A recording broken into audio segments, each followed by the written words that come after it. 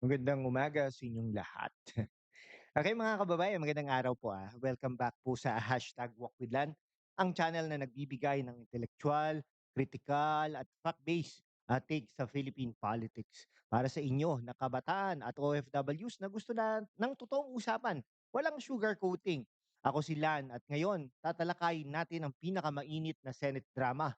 Ah, Marcoleta, todo tanggol na naman sa China, binira at sinupalpal ni Pangilinan. Totoo ba ito?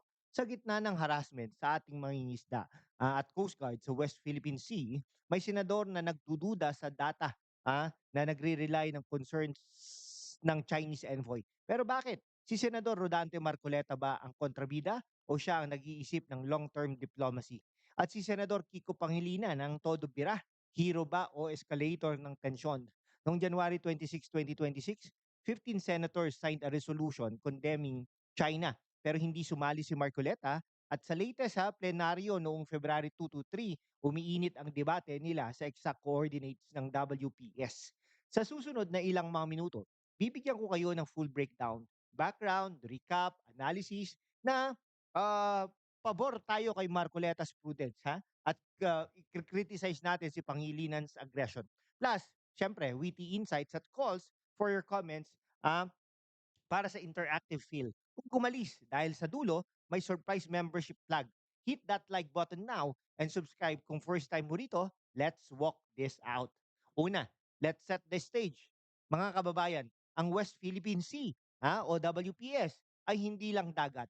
It's our sovereign rights under international law. Fact-based recap lang tayo. Noong 2016 po, nanalo tayo sa arbitral ruling laban sa China, invalidating their 9-dash line pero patuloy ang aggression, water cannoning our vessels, blocking fishermen, affecting thousands of OFWs and youth whose families rely on fishing economies. Chinese embassy criticized Philippines officials like Commodore J. Tariela for his social media posts against China. Tariela's satire image of Xi Jinping drew backlash. DFA, DND, NNC all condemned China. Malacanang stand by our officials. NR Senate Resolution number 256 is sponsored by Pangilinan. It slams China's attacks on Philippine dignity, calling for diplomatic action under Vienna Convention. Parang teleserye ito, China as the kontrabida, as Marcoleta relayed from their envoy. Pero tanong, sino ba talaga ang bully? Data shows, under Duterte admin, relative peace daw with joint explorations discussed. Now, under current admin, more transparency like documenting incidents, but does it cause panic, as Marcoleta said? Para sa mga kabataan, this affects their future. Oil, gas, fisheries, worth billions. Sa mga OFWs naman, think of remittances from sea-related jobs. Ano sa tingin niyo? Comment down below. Pro-China ba talaga si Marcoleta? Stay tuned for the debate recap. Now, the meat. Ang explosive clash noong January 26 plenary, Pangilinan pushed the resolution. Now is the time to unite again against bullying of a superpower. Stand up to it. No embassy decides who speaks on Philippines' interest. China violated Vienna Convention. Okay, pero si Marcoleta he met Chinese ambassador Hua Xilian. Relay na parang kami masyado naman kami kontrabida. He questioned Tariela's non-consultation with DFA. Nahirapan sila sa ginagawa ni Tariela. Suggested sharing West Philippine Sea. Other countries claim it too. Why not cooperate with China as ally? Okay uminit sa plenaryo mga kaibigan, Marcoleta interrogated Pangilinan sa WPS coordinates. Wala pong coordinates. Gusto kong palakasin ang paninindigan. Sabi naman ni Pangilinan, refers to RA 9522. UNCLOS 200 nautical mile EEZ 2016 ruling. Public relations on X Marcoleta presses Pangilinan on data, presses coordinates needed. O uminit ang sagutan sa WPS issue. Parang debate night sa Senate. Marcoleta as the fact checker, Pangilinan as the passionate speaker. Susunod, bakit favor tayo kay Marcoleta? Dahil prudence over provocation. Don't go away. Share this video to your OFW friends. Mga viewers, here's the script. Favoring Marcoleta. Ay, nako. Siya ang totoong critical thinker. In his privileged speech, Marcoleta emphasized diplomacy. Two wrongs don't make it right. He relayed China's concerns not to defend them, but for balance, relative peace under Duterte meant less incidents, more talks. Parang si Marcoleta, ang cool uncle sa family feud. Huwag munang mag-away, usap muna. Questioning coordinates smart without precise data. Paano tayo mag-claim strongly? Hindi ko dinidepensahan ang China. Gusto kong palakasin ang paninindigan. RA 9522 defines baselines, but Marcoleta wants grid accuracy to avoid misinterpretation that worsens the problems. Okay, Marcoleta thinks long term, cooperation could mean jobs, investments from China.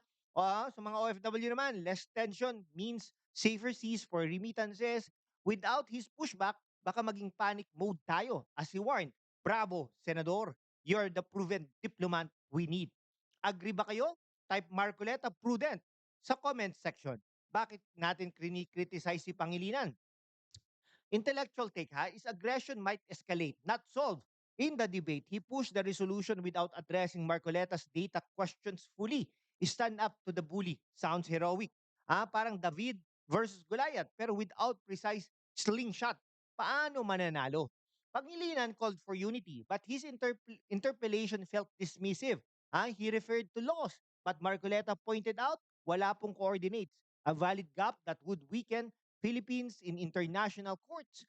Pangilinan, binira ang katotohanan. Yes, because rushing condemnation without full facts risks hurting relationships, as one reaction said.